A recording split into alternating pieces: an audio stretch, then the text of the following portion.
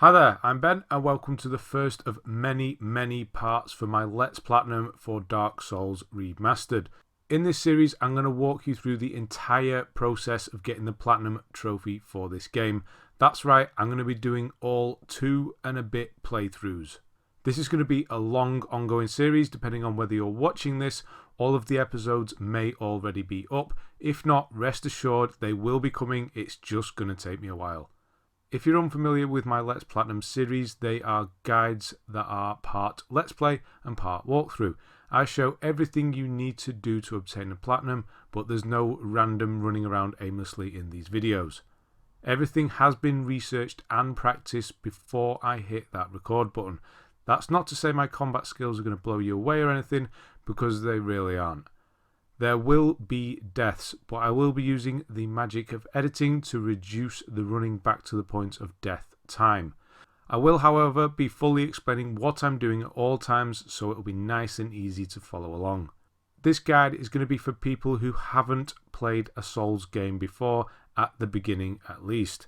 So I do apologise if I go over things that you already know. I want to cover all the bases. So let's get this thing started. I'll just go through which starting class and gift you'll want to pick, then I'll explain what getting the Platinum for this game entails while the opening cinematic is playing. Now, first thing to note, your starting class is not a final choice of your playstyle. It is, as the name suggests, a starting class. It's a template. You can move into any character build you like later on. You are not locked in at this point. These classes are just for the early game really, and there are some pretty straightforward choices when it comes to the best one for new players. When I got the Platinum for this game a few months back, I chose the Warrior. They are really good for all-round close combat. I generally seem to choose long swords as opposed to larger, heavier swords, so this works well. Another good choice is the Knight. They're super tanky, but very slow. You can soak up a lot of damage as a Knight, but dodging out of the way attacks, which is the best thing to do, is going to be more difficult. I'll explain about equipment, weight, and the different stages of evasion later on. Sorcerers are great if you like keeping your distance and casting spells, but they can be a bit of a problem when enemies get close to you. Pyromancer, now this is a starting class I can recommend. They are good with obviously pyromancy spells and close range combat. Again, during my first playthrough, it wasn't until quite late on that I discovered how powerful pyromancies can actually be, and I changed my build mid-game to accompany them. With the pyromancer, you start with one, plus a pretty decent weapon in the form of an axe. The rest of the classes are more niche and not really meant for beginners, but it really is up to you what you pick. Just don't pick Deprived. They start with nothing, but they do start with the best stats. It will be extremely rough in the early game for you if you pick this one. Pyromancer is what I recommend and is what I will be using for this guide. Now for the starting gift, that's easy, the Master Key. It unlocks certain gates very early on. It's kind of a free pass to mid-game locations right at the start of the game. If you chose the Thief, you'll already have the Master Key, so feel free to choose anything else. Right, obtaining the Platinum in Dark Souls is going to take 2.5-ish playthroughs. The only reason for the third partial playthrough is to craft 2 specific weapons that you can only do after playthrough number 2. There are actually only 2 trophies tied to different game endings. Like I said, it's all about the weapons. Every boss you fight drops something called a soul or a boss soul when you defeat them. For instance, Sif will drop Sif's soul. These are used to craft sort of legendary weapons, but you can only get 1 of each boss soul per playthrough, and you need 3 of Sif's soul to craft 3 different weapons, hence 2.5 playthroughs because Sif is about halfway through the game. Don't worry, this will all make sense later on. I'm going to explain everything in detail as we come across it. Another thing we need to do is find or purchase all sorceries, pyromancies and miracles. Even if we don't use them, we need to own them all. Another thing we need to do is join every covenant. Doing this requires us to do certain things or speak to certain characters at specific points. A lot of these are missable, so I'll be sure to give you plenty of warning when they're coming up. We'll also be crafting a best weapon for each reinforcement, for example, fire, magic, lightning. This requires a lot of materials, but again, I'll point out their locations as we go along. The rest of the trophies are story or boss related, so we'll be getting those as we go. Now we are going to be required to do some farming of kills for resources and weapons. Certain enemies drop certain weapons we need, and certain enemies drop certain materials we need. Now there are items in the game that can improve your chances when it comes to finding rare enemy drops, and again, I'll go through all that when we get to it. I'm not going to lie, this platinum is not going to be easy, but I'm going to do my very best to make it as simple as possible, but there is still an element of skill and luck required. I do think anyone can platinum this game with a bit of determination, and trust me, it's so worth it. Right, let's get on with this. Okay, so this is the start of Dark Souls. You start in a prison cell and you get some help from this lovely guy. This is the extent of storytelling in Dark Souls. Some people love it like I do, some people don't really like this style. It is very understated and you sort of need to piece the story together. I just love it. It's storytelling at its sort of best, I think, when it's like this. So the first thing we do is we pick up this dungeon key. Whenever you see a glowing blue thing like that, that is an item. You can find them on dead bodies, you can find them in random places. These red markings on the floor here are just helpful hints for the start, sort of a tutorial. This is the extent of a tutorial in this game. I'm just hitting these guys. This is the tutorial. It's saying sort of R1 is for light attack, R2 is for heavy attack.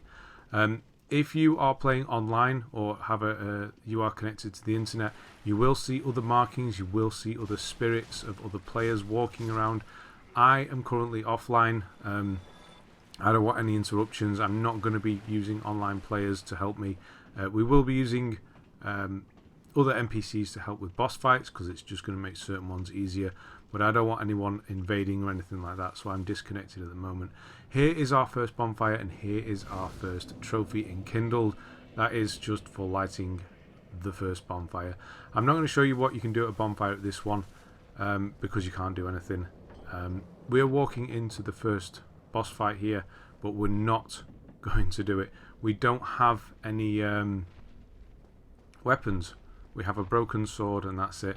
So just run for this gate, ignore him entirely, the Asylum Demon. We will be coming back to him shortly. I'll just mention that you may be wondering what all of the stats mean when I was picking the characters before, what all of those individual stats actually mean. I'm going to be leveling the character up at the end of this episode, so I will explain then what everything means, because that was the most daunting thing to me at the start as well. I had no idea what those numbers actually meant. I'll be going through all that later on as well. So here's our actual weapon now, the hand axe. Depending on which character you picked is depending on what weapon you will get. So we get the crappy shield and the hand axe. We're not going to be using the shield, so don't worry about that. We're just going to be taking these lowly enemies out. This is what combat is about in this first Dark Souls, that really is sort of waiting for opportunities. Even a lowly little undead like that can make short work of you if you do not respect them. This was a boss fog. Essentially, you'll get used to those. They mean that you're entering a new area or that there is a boss coming up. There is an item up here. We can't get that yet. We will be coming back to this place, the Undead Asylum. So we'll be getting that later on. We're going to fight another demon here later on. So this is essentially how Dark Souls is structured. You go in a different corridor, you go a different way around, and you will end up in a place you knew beforehand and open up a shortcut, and that's what I've done there. We're not going to go straight into the boss fight yet though. We're going to get this boulder to roll down, make sure you don't get hit by that. To smash this wall through, we're going to speak to this knight here, and he's going to give us the Estus Flask and the Undead Asylum F2 East key. So I've left up in the top corner there, that is going to be every item. It's going to be throughout the whole series, so you know what I'm picking up or what is coming up, so you don't miss anything. These two are unmissable. The Estus Flask is your healing item. It's refilled every time you interact with a bonfire. Bonfires work in the respect that whenever you die, you go back to the last bonfire you interacted with. That could be if you didn't interact with a bonfire and you're majorly down the road or in a different area or whatever, you will go back to the last one you interacted with. So be aware of that as well. Always kind of interact with the nearest one to where you are. Whenever you do interact with one, all enemies respawn. So there is that push-pull kind of thing going on as well. There's another trophy for getting the Estus Flask. That's obviously going to happen. Now it says we have 5. We can get 10 uses of the Estus Flask. This is going to be later on. We're not going to do it now, but you can kindle bonfires with humanity. It's a one-time thing, and then that bonfire will give you extra Estus. But it does cost humanity. We're not going to be using humanity yet. We need to save that. So this is a different way into the boss fight, essentially. And we're coming up here. This is going to be where the Pyromancy Flame is. This is how you use pyromancy spells. You need a Pyromancy Flame. If you're not a pyromancer, you won't get it there. You'll have to get it later on. So there you can see I sort of just wait for an attack. You need to bait and wait and dodge as well. These aren't too bad. You can just sort of walk away from them. So you need to wait for attacks or windows and then go in. You can't just run in and attack. It's not going to work. If you have a shield you can block, but depending on your shield is dependent on how much damage you will actually block. So again, dodging is going to be the best thing to do. So I'm equipping my Pyromancy here, that you can see at my left hand now. So L1 is going to be Pyromancy and R1 is going to be my attack. Whereas if I was holding a shield I would block with L1. That was a really bad dodge. So what I'm trying to do here is show you a critical attack or a backstab. You can backstab most enemies, most humanoid enemies like this. The game does come sort of a bit of a fishing for backstabs later on, which is it spoils it a bit, I suppose, doing that, but it is a good way to get rid of certain enemies. This is the Asylum Demon again. We're going to drop on top of him now with while holding R1, and that is going to do a massive chunk of damage you saw there. And now I'm going to die. Just for the simple reason of let's show you what happens when you die. Because dying is a massive part of this game. I was also using this opportunity to sort of get my bearings as well. Yeah, dying is a massive part of this game. You can see how much damage just 1 or 2 hits is taking. So I can take sort of 4 hits from this Asylum Demon before I'm dead. There you go. That's it. You're dead. So your souls get left behind. In the bottom right hand corner there is my souls count. You can see now it is 0. I have 1 opportunity to go and get those souls. They will stay where I died until I die again, or pick them up if I die again. They are gone forever. If I go now and pick them up, then obviously I pick them up and I get them again. I can pick up souls here. I've just got 20 from that kill there. So you will accumulate a lot of souls by dying, because you will die, you will re-kill the same enemies, and then you will pick up the souls that you dropped, hopefully. And that's how this game essentially works. Souls are your level up currency and what you use to purchase things later on. So they are really, really important, and you want to be guarding them with your life, if that even makes sense.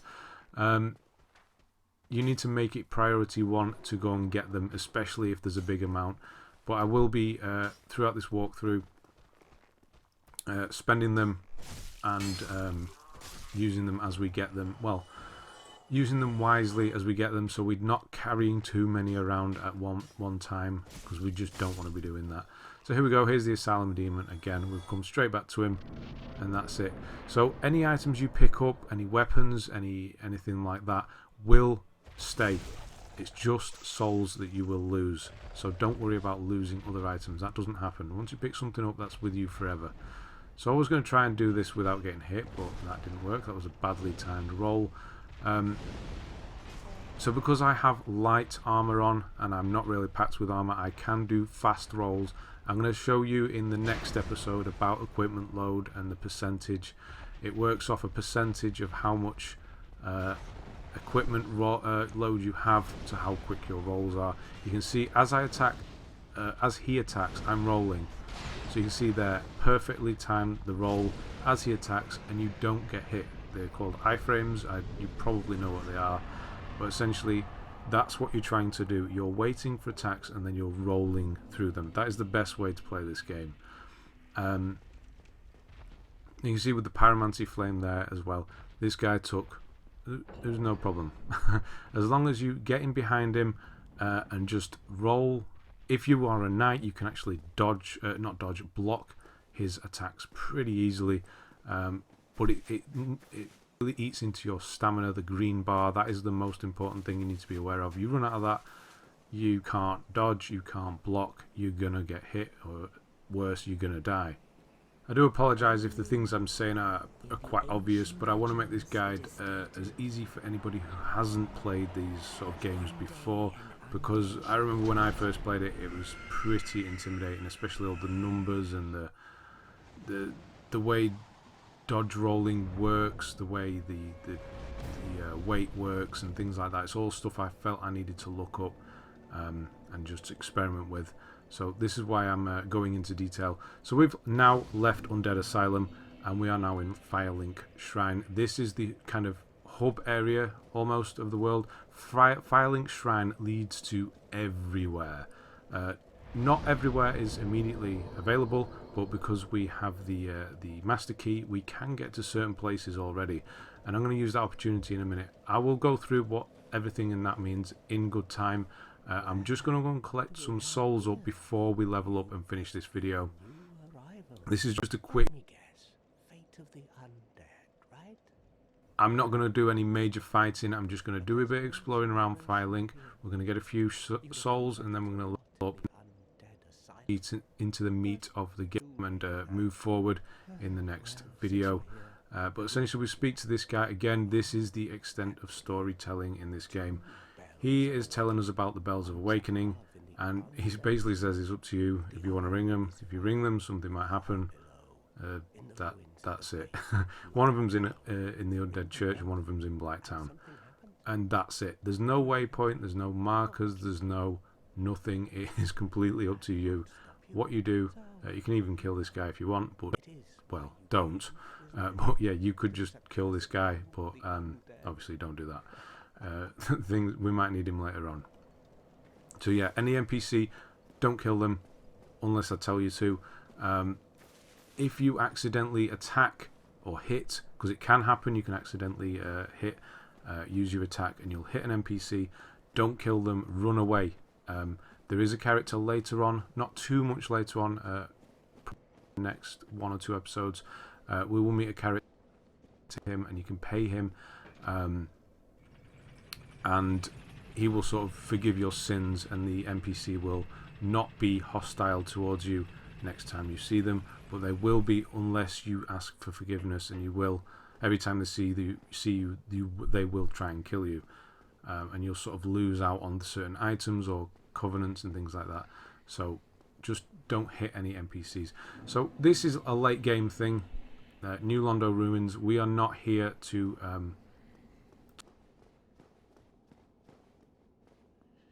there is ghosts and things, and it's a pretty horrible area, to be honest.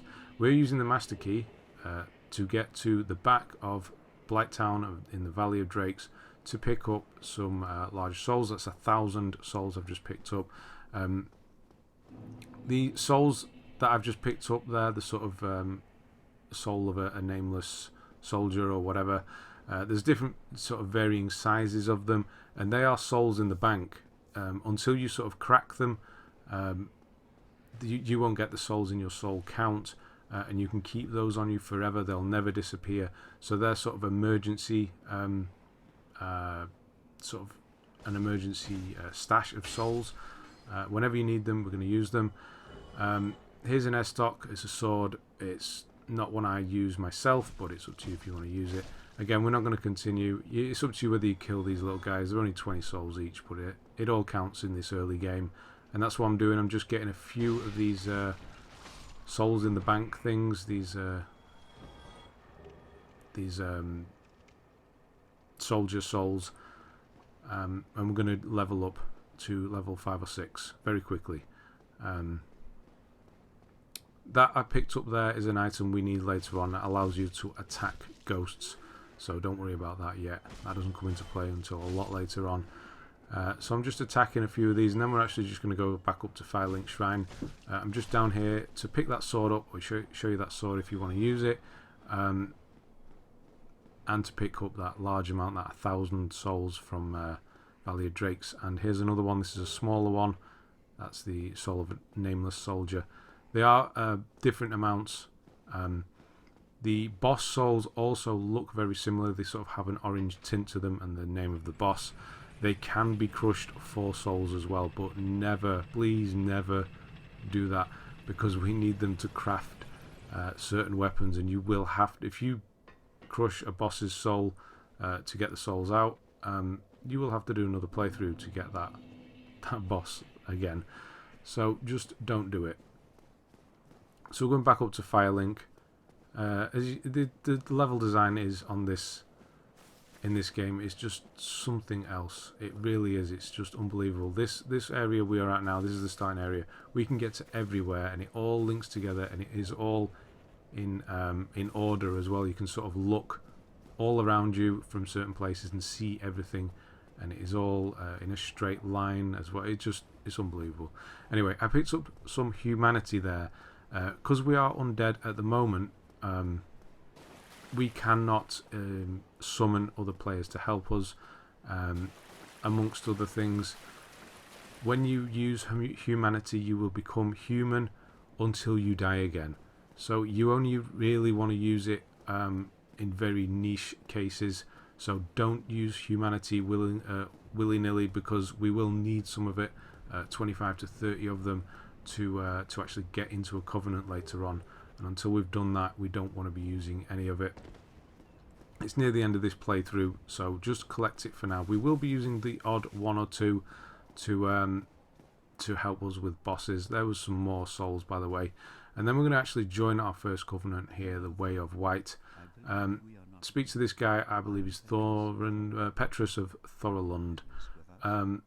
Just keep speaking to him, sort of exhaust the dialogue, and he'll eventually give up and say, oh, you can join our covenant and I will teach you miracles. He is going to be someone we're going to buy miracles off later on. Can't afford them yet, but he's going to stay here, so don't worry about that. Or he stays here for quite a long time. I will let you know when he disappears, but it is sort of a story moment. But he's here for a while. We're going to buy miracles and things as soon as we can, really, once we've built up our soul stash. So just keep talking to him, and he's going to give you a really useless coin there, and then he's going to say about you learning miracles and joining the covenant, which he's doing here. So this is one ticked off. This is a nice easy one, so you don't actually need to join it. You just need to be asked the question to get the trophy, but you do actually need to join it to purchase the miracles from him. So here we'll go on about that, and then essentially we're just going to go and get a few other things, and this video is almost finished, really. So I'll just show you what we have here. Here is miracles. Homewards pretty good, but we're not going to be using that for a while yet, so don't worry about it. You need a talisman, like you need the Pyromancy Flame to use pyromancies. You need a talisman to use miracles. We don't even have one of those yet, so don't worry about that, unless you picked the build for miracles, the class. I forget what it's called. Priest. No, the other one. No, it's gone. Sorry. Cleric. There we go. If you pick Cleric, you'll have a talisman. So this is Firelink. This is it, really. There's not much here. I should have gone left there. I shouldn't have dropped down there. I'm looking for one last thing. The Firebombs. I don't need to use Firebombs because I got Pyromancy Flame. So I don't ever really use items in this game like that. But they're here. If you want them, you basically throw them and they damage enemies. But it's just easier to attack. It's good for some enemies because some are weak to fire, but we are a pyromancer, so it's not a problem for us. And that's it. So what I'm going to do now is going to run back to the bonfire here, and I'm going to level up. But first we're going to crush these souls we've just got. We've got Soul of the Lost Undead, we've got 2 of those, Soul of a Nameless Soldier, and then large Soul of a Nameless Soldier. So I'm going to crush both of these. You see here it's going to give me 400, they were worth 200 each. Usually you wouldn't do this, you would keep them for when you need them. But these early ones were just grabbed here, we're just going to use them quickly and just level up a bit early on to help us out in this first bit, which is going to be in episode 2. So once you've done that, you can go and interact with the bonfire, and you can see there you can level up. You can attune magic, covenant, and kindle. I'll go through all those when they are relevant, so don't worry about them now. So here's what all the stats mean. Vitality is your health. Everything in blue is going to be increased once you purchase that level, so I've moved it to the right, and you can see there it's going to improve all my defenses and improve my HP. That sort of has a soft cap of about level 30. That would be 11 there. Attunement is for spells, the amount of spell slot. You can see as I'm moving up there on the right hand side, the attunement slots is going up to 4. As you go up through the levels, you get more attunement slots. So if you use a lot of spells, you need a lot of attunement slots. I can only carry 2, and that's fine by me. If you're not a spell slinger, you don't need to worry about attunement. It does increase your defenses as well, but don't worry about it too much. Most other improvements also do your defenses as well, like endurance, which is my favourite one to do. It basically, you can see there, it's your stamina, which is lots of stamina is good. It's your equipment load, which is good, and then your defenses, which is even better. And it's also the bleed resist over there on the right as well. Stamina is one of the most important things in this game. Strength here is obviously for weapon, attack stat, and defenses, and it also goes with weapon scaling. Now this is a thing we'll go into later on. Some of these do scale with certain weapons when you upgrade them. It is quite complicated. I'm not going to explain it now while I've got nothing in front of me. Dexterity, this is sort of the speed. If you think it allows for speed of casting spells and speed of using weapons. It's a good one to be doing, and it's also needed. You need a high or a certain dexterity level to use certain bows, which we'll be doing later. Resistance is kind of one you can just forget about. You can see there it just does defenses, whereas all others do defenses anyway. I never put anything into resistance, so don't worry about that one. Intelligence, this is for sorceries like pyromancies and things like that. Certain sorceries and things need a certain intelligence level, and they are for magic weapons scaling. So again, if you have magic weapons that scale with intelligence, then your higher intelligence, the better your weapon essentially. But again, I'll go into all scaling and things like that when it sort of comes up. And then finally we have faith. This is similar to intelligence. It's for miracles. Again, there is a weapon scaling for faith. It is defense there as well, but it's also needed for cursed weapons, lightning weapons that will get more better, and yeah, for miracles to be able to use certain miracles. What I'm going to upgrade here is endurance, strength, and dexterity. 2 to endurance, 2 to strength, and 1 to dexterity. I was going to do 2, but unfortunately I couldn't afford it. So I'm going to just do those 3 for now, and I'm going to raise those 3 each time and just bring them up together. So every now and again we will do upgrades, and it will be those 3, whichever ones are missing. And that's pretty much it for this video. One last thing I will mention: when you want to quit this game, you need to press the menu, and you need to go to the right hand side. You need to go to quit game. This is the only way to save your game, so make sure you do that if you're going to quit. Right, that's it for this one. Join me in part 2. We'll actually get some killing done. Thanks very much for watching, and I'll see you on the next one.